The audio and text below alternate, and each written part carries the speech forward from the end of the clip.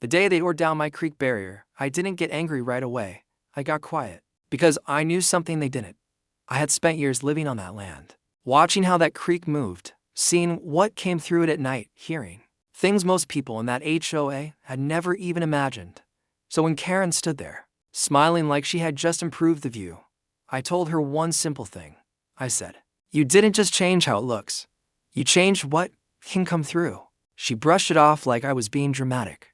But 3 days later, when people started screaming and running from their own pool, suddenly, it wasn't funny anymore. Before I get into it, if you enjoy stories like this, make sure you like the video and subscribe to Karen's Stories Daily. It really helps the channel grow, and trust me, the story builds slowly but hits hard. So, let me explain everything properly, because none of this makes sense without the full picture. My property sits along a natural creek line that runs behind a large HOA neighborhood. It's one of those places where, if you don't understand how the land works, you'll completely misread what you're looking at. To most people in that neighborhood, the creek was just a nice feature. Something peaceful. Something that added value to their homes. But to me, it was something else. Because I had lived there long enough to know what that creek really connected. It wasn't just local water. It linked to a larger network that stretched out into undeveloped land, wetlands, and areas where wildlife wasn't just common. It was normal. And not just small animals either. I'm talking about things that don't belong anywhere near residential areas. That's why, years before any of this happened, I installed a reinforced barrier along my section of the creek. It wasn't ugly or obvious. In fact, most people barely noticed it unless they were looking closely. It followed the natural line of the land, built to control flow and block anything large from moving upstream into the residential side. And it worked out perfectly. For years, there were no incidents. No animals wandering into the HOA. No problems. Just quiet, controlled flow exactly the way it should be. And then the HOA decided they didn't like how it looked at first. It was just rumors. People talking about how the board wanted to enhance the natural beauty of the creek. Talking about making everything look more open, more connected, more appealing. I didn't think much of it at the time, because again, that barrier wasn't on their land. It was on mine. Then the letters started, friendly at first, saying the barrier was visually inconsistent with the surrounding area, suggesting I consider removing it to improve the overall appearance of the community. I ignored them because they had no authority over my property. Then the tone changed. The letters became more direct, less like suggestions, more like expectations. That's when Karen showed up. She walked onto the edge of my property like she had every right to be there, clipboard in hand. Already looking annoyed before she even said anything, she pointed straight at the barrier and said, "This needs to come down. No introduction. No conversation. Just a demand." I looked at her and said, "No, it doesn't." She started explaining how it disrupted the view, how residents had complained, how it made the creek look unnatural. I let her talk. Then I said something she clearly wasn't expecting. "That barrier is there for a reason." She crossed her arms and asked what reason. So I told her.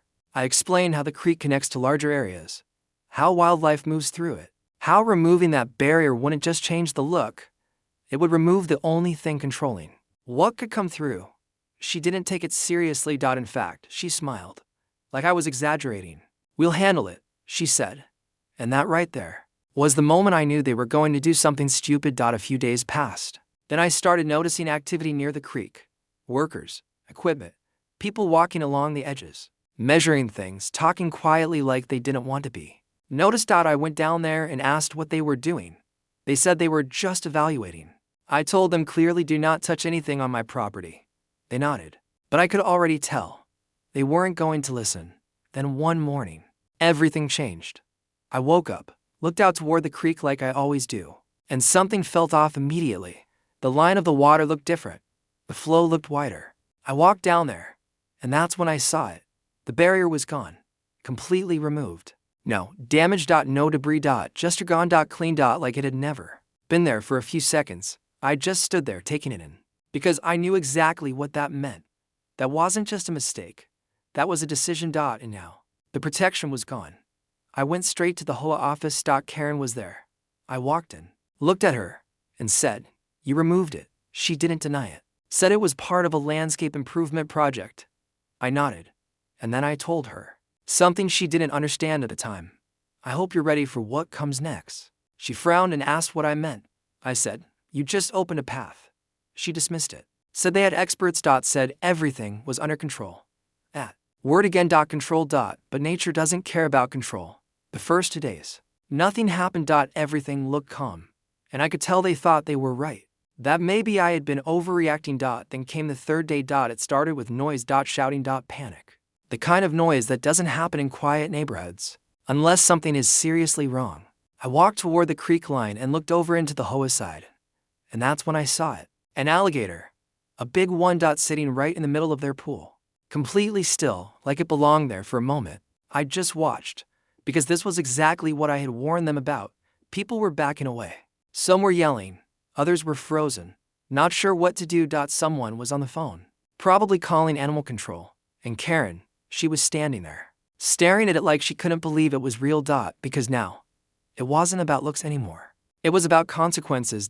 Everything shut down immediately. The pool was cleared. Residents were told to stay inside. Emergency services were called. And suddenly, that barrier they didn't like so much became the most important thing in the entire neighborhood. By that evening, Karen was back at my property. This time, no attitude. No confidence, just urgency. She asked how it happened. I looked at her and said, "You removed the barrier."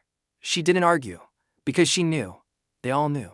The connection was obvious. That barrier had been the only thing stopping wildlife from moving upstream into their space. And now, it was gone. They asked what it would take to fix it. I told them exactly what I had said from the beginning. That barrier goes back, exactly where it was. And this time, there were no arguments. Within days, they had contractors working, rebuilding, everything, under my supervision. At their cost. And not just rebuilding it, making it stronger, because now, they understood what it was really for. After that, everything changed. No more letters. No more demands. No more Karen acting like she had control over anything on my land. Because sometimes, people only understand the situation after they face the consequences. And in this case, that lesson showed up in their pool. If you made it this far, I want to know, what would you have done in that situation? Would you have warned them again? Or let them learn the hard way? Drop your thoughts in the comments, and don't forget to share this story with someone who'd enjoy it. And if you want more stories like this, make sure you're subscribed to Karen's Stories Daily.